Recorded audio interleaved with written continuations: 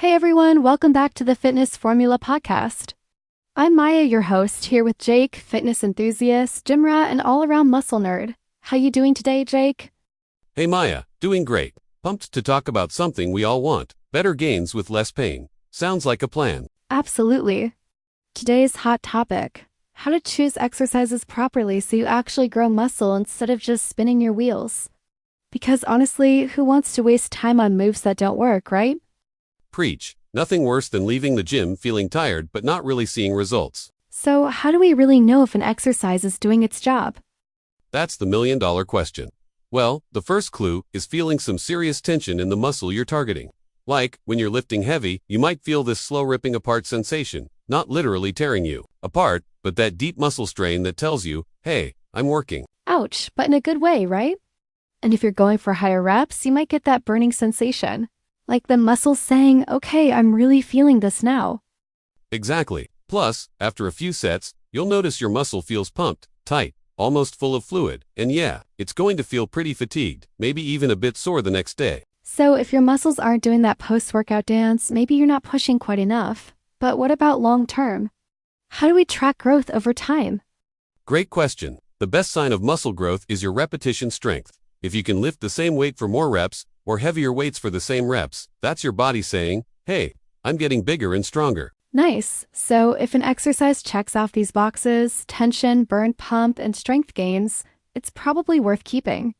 But what about exercises that mess up your joints or just wear you out? That's where smart selection comes in.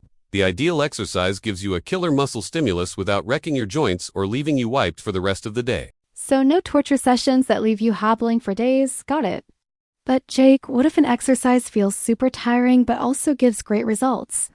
Then it might be worth the fatigue if the payoff is massive muscle growth. But if it's just exhausting and not delivering, ditch it. Makes sense.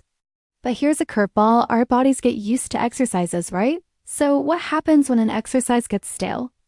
Right? That's called adaptation. Over time, what used to give you a great pump might start feeling meh. You might even get more joint pain or feel drained for no good reason. How do you know when to say goodbye to an exercise?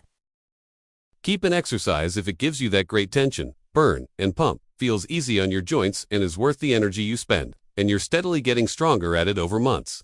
Replace it if it stops giving you that muscle burn or pump, hurts your joints or zaps your strength elsewhere, or has plateaued, meaning no strength gains for weeks. Sounds like a personal muscle relationship. Some exercises are lifelong friends, some are brief flings.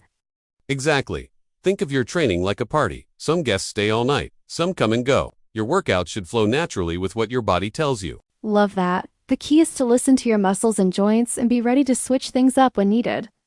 Yep, choose exercises that work for you, not against you. Because at the end of the day, it's about growing muscle, staying healthy, and feeling good. All right, folks, that's a wrap on how to choose exercises properly. Thanks for tuning in. Don't forget to subscribe and hit that like button if you want more science-backed fitness tips of the side of fun. Catch you next time on the Fitness Formula Podcast.